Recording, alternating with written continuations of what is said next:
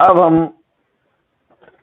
Applied chemistry के चौथे chapter ठोस अवस्था की जो रिक्त टॉपिक रह गए हैं उनका अध्ययन करेंगे।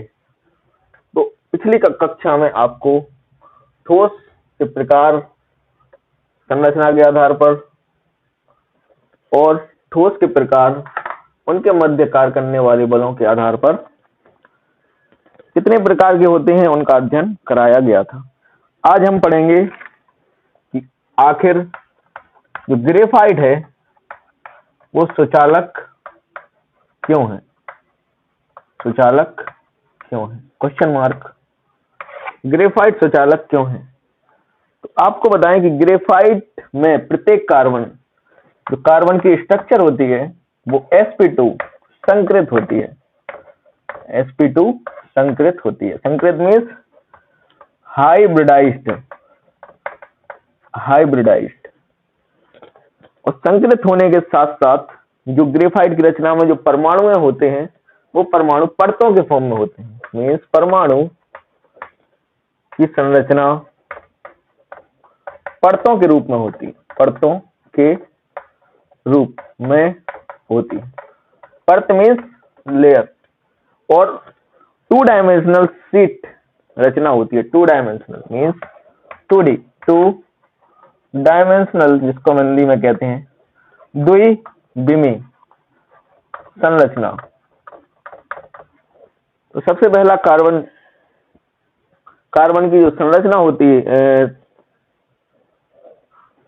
ग्रेफाइट में, कार्बन की संरचना sp2 संकृत होती है और उनके परमाणुओं की संरचना 2 डायमेंशनल परतों के रूप में होती है। जिससे क्या होता है कि जो परमाणु हैं वो परस्पर, परमाणु की जो परतें हैं वो परस्पर दुर्बल वान डर वाल्स बलों द्वारा जुड़ी होती हैं। यही मेन कारण होता है कि दुर्बल वान डर वाल्स बलों के जुड़े रहने के कारण जो ग्रेफाइट है वो अत्यधिक मुलायम होता है। किस कैटेगरी का होता है? मुलायम मीन्स मृदु, सॉफ्ट, SOFT। और सॉफ्ट होने के साथ साथ यह स्नेहक की भांति भी कार्य करता है। स्नेहक मीन्स लुब्रिकेंट की तरह काम करता है। वहीं अगर देखा जाए तो ग्रेफाइट में कार्बन की संरचना में एक इलेक्ट्रॉन स्वतंत्र अवस्था में उपस्थित होता है। और स्वतंत्र अवस्था में इलेक्ट्रॉन होने के कारण जो ग्रेफाइट है वो विद्युत का सुचालक कहलाता है या विद्युत के सुचालक की भांति कार्य करता है। तो ये कारण आप सभी को समझ में आ गया होगा। अब आप अगली हेडिंग लिखिए, या अगली हेडिंग जो बड़ी इंपॉर्टेंट है कि आखिर हीरा मीन्स डायमंड कुचालक तथा हीरा कुचालक क्यों है? हीरा कुचालक क्यों है? हीरा कुचालक क्यों है? या ऐसे कह सकते हैं कि हीरा सुचालक क्यों नहीं है? हीरा कुचालक क्यों है और हीरा सुचालक क्यों नहीं है? तो हीरा घन आकारीय होता है। घन मीन्स क्यूब शेप में घन आकारीय होता है। घन आकारीय होने के कारण जो हीरे में कार्बन होते हैं वो sp3 संकृत होते हैं। sp3 जिसमें प्रत्येक कार्बन अपने आस पड़ोस के 4 कार्बन परमाणुओं के साथ सहसंयोजी, sp3 संरचना होने के कारण प्रत्येक कार्बन अपने आसपास के 4 कार्बन परमाणुओं के साथ सहसंयोजी बंध द्वारा जुड़े होते हैं। किस बंध द्वारा? कोवलेंट, जिसको हम इंग्लिश में कहते हैं कोवलेंट बॉन्ड द्वारा जुड़े होते हैं। तो आपको बताएं कि जब ये सहसंयोजी बंध द्वारा जुड़े होते हैं तो इस अवस्था में जो संरचना होती है वो अत्यधिक कठोर होती है। कठोर होने के साथ साथ जो मेल्टिंग पॉइंट होता है हीरे का, गलनांक, वो भी कैसा होता है? उच्च होता है। और हीरे की कार्बन संरचना में स्वतंत्र इलेक्ट्रॉनों की संख्या बिल्कुल भी नहीं होती, शून्य होती है। तो स्वतंत्र इलेक्ट्रॉन उपस्थित नहीं होने के कारण जो हीरा है वो विद्युत का कुचालक कहलाता है। और यह एक प्रकार से देखा जाए तो परफेक्ट इंसुलेटर की भांति कार्य करता है। मीन्स पूर्ण कुचालक। यही कारण है कि हम कह सकते हैं कि हीरा विद्युत का सुचालक नहीं होता है।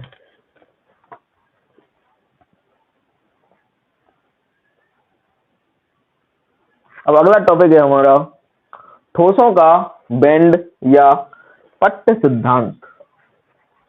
ठोसों का बैंड, ठोसों का बैंड या पट्ट सिद्धांत, इंग्लिश में कहते हैं इसको band theory of solid, band theory of solid. तो आपको बताएं कि धातु क्रिस्टल में पर्याप्त मात्रा में इलेक्ट्रॉन या पर्याप्त मात्रा में परमाणु उपस्थित होते हैं।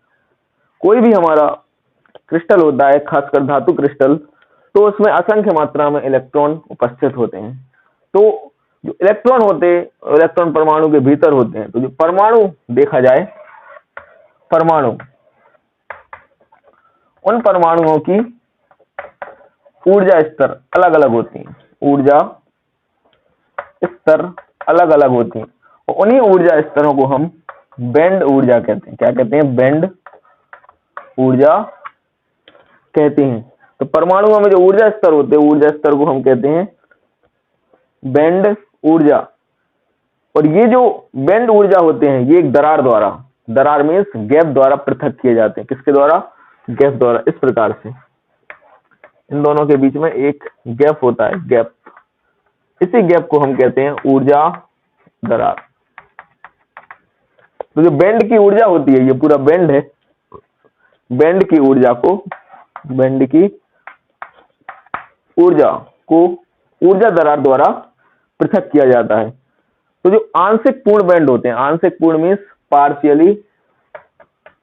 पार्शियली कंप्लीटेड बॉन्ड, जो पार्शियली कंप्लीटेड बॉन्ड होते हैं, आंशिक पूर्ण बैंड, उनको हम संयोजकता बैंड कहते हैं।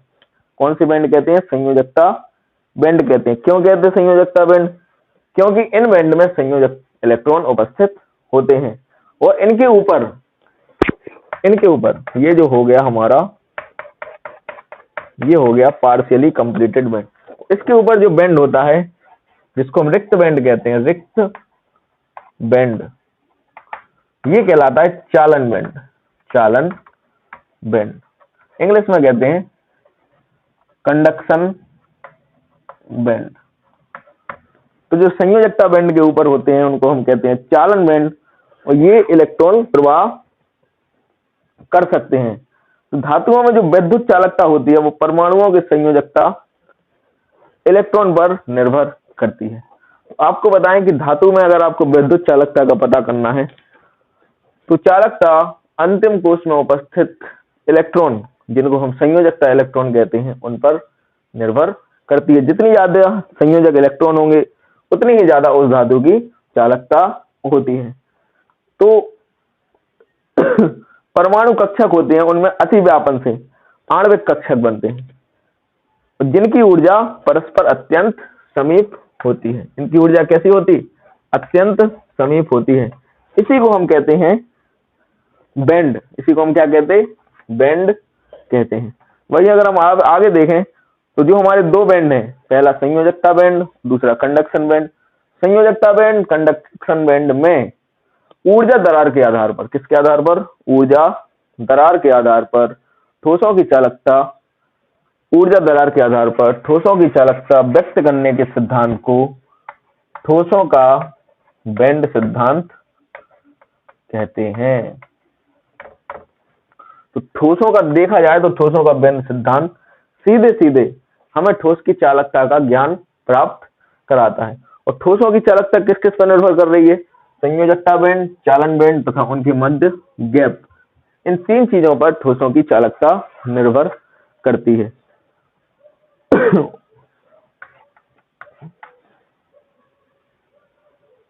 अब जो ठोसों का बैंड सिद्धांत है, उसको हम निम्नलिखित बिंदुओं द्वारा अच्छी तरीके से समझ सकते हैं, जिनमें हमारा पहला बिंदु है, सबसे फर्स्ट पॉइंट कहता है कि जब कंडक्शन बैंड अपूर्ण है, जब कंडक्शन बैंड अपूर्ण का मतलब रिक्त, ये हो गया हमारा कंडक्शन बैंड, और संयोजकता बैंड के साथ, ये नीचे वाला हो गया संयोजकता, संयोजकता बैंड के साथ ओवरलैपिंग करता है। ओवरलैपिंग मीन्स अति व्यापन, ओवरलैपिंग, बैलेंसिंग बॉन्ड। तो जब ये दोनों बैंड ओवरलैपिंग करते हैं तो वैद्युत क्षेत्र में इलेक्ट्रॉन फ्लो कर जाते हैं। और फ्लो कहां से कहां की ओर करते हैं? तो जो इलेक्ट्रॉन है वो बैलेंसिंग बॉन्ड से कंडक्शन बैंड की ओर फ्लो करते हैं, जिससे धातु वैद्युत चालकता का गुण प्रदर्शित करती है। अगर ये कंडीशन होती है धातुओं में, तो हम कह सकते हैं कि जो धातुएं हैं वो वैद्युत चालकता दर्शाती हैं, वैद्युत चालकता दर्शाती हैं। तो सीधी सीधी बात यह है कि यदि बैलेंसिंग बॉन्ड और कंडक्टिंग बॉन्ड ओवरलैप करते हैं तो ऐसी अवस्था में इलेक्ट्रॉन बैलेंसिंग बॉन्ड से कंडक्टिंग बॉन्ड में आसानी से फ्लो कर जाते हैं, और इस अवस्था में जो हमारी धातु है या जो ठोस है वो वैद्युत चालकता के गुण को दर्शाती है। वहीं अगर हम दूसरे पॉइंट को देखें तो दूसरा पॉइंट कहता है कि जब कंडक्शन बैंड तथा बैलेंसिंग बॉन्ड दोनों के मध्य, कंडक्शन बैंड एवं ये हो गया कंडक्शन बैंड, ये हो गया बैलेंसिंग बैंड, यदि इन दोनों के मध्य में अत्यधिक ऊर्जा दरार होती है, ऊर्जा दरार मतलब गैप होता है, इस कंडीशन में जो इलेक्ट्रॉन है वो संयोजकता बैंड से कंडक्शन बैंड में नहीं जा सकते और इससे विद्युत प्रवाह नहीं हो सकती। तो ये कंडीशन किसको रिप्रेजेंट करती है? ये कंडीशन दर्शाती है कि इस कंडीशन में जो बैलेंसिंग बॉन्ड के इलेक्ट्रॉन है वो कंडक्शन बॉन्ड में नहीं जा सकते, क्योंकि दोनों के मध्य में ऊर्जा का गैप अधिक है। ये कंडीशन दिखाता है कि जो ठोस है वो हमारी किस प्रकृति को दर्शा रहा है? जो ठोस है वो हमारी कुचालकता को दर्शाता है, कुचालकता को दर्शाता है। और तीसरा नियम कहता है या तीसरा सिद्धांत कहता है कि यदि ऊर्जा दरार कम है तो साधारण तापमान पर, मीन्स अगर इन दोनों के बीच में गैप को कम कर दिया जाए, इस कंडीशन में गैप कैसा है? बहुत ही कम है। यदि बैलेंसिंग बॉन्ड और कंडक्टिंग बॉन्ड के मध्य ऊर्जा दरार कम है तो इस अवस्था में नॉर्मल टेम्परेचर पर, सामान्य ताप पर कुछ इलेक्ट्रॉन संयोजकता बैंड से, बैलेंसिंग बैंड या संयोजकता बैंड से चालन बैंड या कंडक्शन बैंड में आसानी से जा सकते। कुछ इलेक्ट्रॉन, याद रखना सभी नहीं, कुछ। तो ये कंडीशन ठोसों की अर्ध चालकता को दर्शाती है। किसको दर्शाती है? ठोसों की अर्ध चालकता को दर्शाती है। तो जो ठोसों का बैंड सिद्धांत है वो इन 3 बिंदुओं पर टिका हुआ है। सबसे पहला बिंदु शॉर्ट में बताएं तो यदि जो हमारे दोनों बैंड है, ऊपर वाला कंडक्शन बैंड, नीचे वाला बैलेंस बैंड, यदि इनके मध्य ओवरलैपिंग हो रहा है तो इलेक्ट्रॉन इजीली फ्लो कर जाएंगे और ये धातु की चालकता को दर्शाएगा। यदि इन दोनों के बीच में ऊर्जा दरार अधिक है, ऊर्जा दरार अधिक होने के कारण तो इलेक्ट्रॉन है वो बैलेंसिंग बैंड से कंडक्शन बैंड में नहीं जाएंगे, तो ये धातु की कुचालकता को दर्शाएगा। और यदि इन दोनों के बीच में ऊर्जा दरार कम है तो कुछ इलेक्ट्रॉन नॉर्मल टेम्परेचर पर, टेम्परेचर कैसा है? नॉर्मल टेम्परेचर पर कुछ इलेक्ट्रॉन बैलेंसिंग बैंड से कंडक्शन बैंड में फ्लो कर जाएंगे, तो ये हमारे ठोसों की अर्धचालकता के गुण को दर्शाएगा। इसी को हम कहते हैं ठोसों के बैंड का सिद्धांत। तो ये बहुत ही अच्छा टॉपिक है, ये एग्जाम में आता भी है, तो सभी विद्यार्थी ठोसों के बैंड सिद्धांत या पट्ट सिद्धांत को बहुत अच्छे से तैयार करें और ये आपकी परीक्षा की दृष्टि से बड़ा ही महत्वपूर्ण टॉपिक है। वहीं हम अब अगले टॉपिक की ओर बढ़ेंगे, वो है हमारा ठोसों के वैद्युत गुण, जिसको हम कहते हैं इलेक्ट्रिकल प्रॉपर्टी ऑफ सॉलिड्स। क्या कहते हैं? इलेक्ट्रिकल प्रॉपर्टी ऑफ सॉलिड, ठोसों के वैद्युत गुण। तो ठोसों के वैद्युत गुण ठोसों में वैद्युत चालकता के आधार पर देखे जाते हैं। तो आपको बताएं, वैद्युत चालकता के आधार पर, वैद्युत चालकता के आधार पर ठोसों को 3 भागों में बांटा गया है। 3 भागों, कौन कौन से हैं वो 3 भाग? तो सबसे पहले होते हैं चालक, दूसरे होते हैं कुचालक और तीसरे होते हैं अर्धचालक। चालक को हम कहते हैं कंडक्टर और कुचालक को कहते हैं इंसुलेटर और वहीं अर्धचालक को कहते हैं हम लोग सेमी कंडक्टर। तो वैद्युत चालकता के आधार पर ठोसों को 3 भागों में बांटा गया है। पहले चालक कंडक्टर, दूसरे कुचालक इंसुलेटर और तीसरे होते हैं अर्धचालक मींस सेमी कंडक्टर। वहीं अगर हम इन तीनों के बारे में जाने तो वे ठोस जिनमें इलेक्ट्रॉन आसानी से गमन करते हैं तो वे ठोस चालक कहलाते हैं। जैसे कि सभी धातुएं, जितनी भी प्रकृति में धातु हैं वो सभी चालक हैं। कॉपर, एल्यूमिनियम, सोना, चांदी, पीतल, तांबा इत्यादि। वहीं अगर हम कुचालक की बात करें तो वे ठोस या वे पदार्थ जिनमें इलेक्ट्रॉन गमन नहीं कर सकते या विद्युत धारा प्रवाहित नहीं की जा सकती तो वे ठोस कुचालक कहलाते हैं। क्या कहलाते हैं? कुचालक या इंसुलेटर। इंसुलेटर में आ जाता है आपका लकड़ी, पत्थर, प्लास्टिक इत्यादि। वहीं हम अर्धचालक की बात करें तो अर्धचालक वे पदार्थ कहलाते जिनमें इलेक्ट्रॉन का प्रवाह चालक की तुलना में तो कम होता है लेकिन कुचालक की तुलना में अधिक होता है। तो उन पदार्थ को हम कहते हैं अर्धचालक पदार्थ। जैसे कि सिलिकॉन, जर्मेनियम। और जो अर्धचालक होते हैं उनका यूज इलेक्ट्रॉनिक क्षेत्र में सबसे ज्यादा किया जाता है, जैसे कि डायोड में, ट्रांजिस्टर में, इंटीग्रेटेड सर्किट में और उसके साथ साथ जो सोलर पैनल होते, सोलर पैनल में भी अर्धचालक का प्रयोग किया जाता है।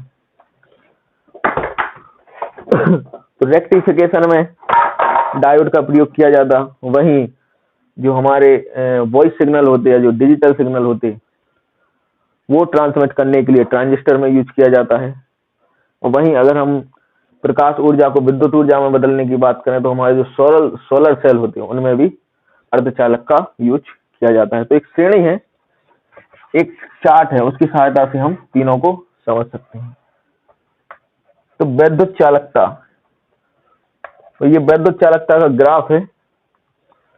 मैक्सिमम 10⁻7 और इधर मिनिमम में 10⁻−9।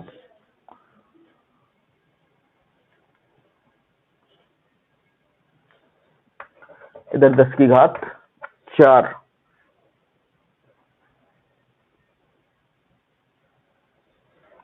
-10, 10⁻−10, 10⁻4,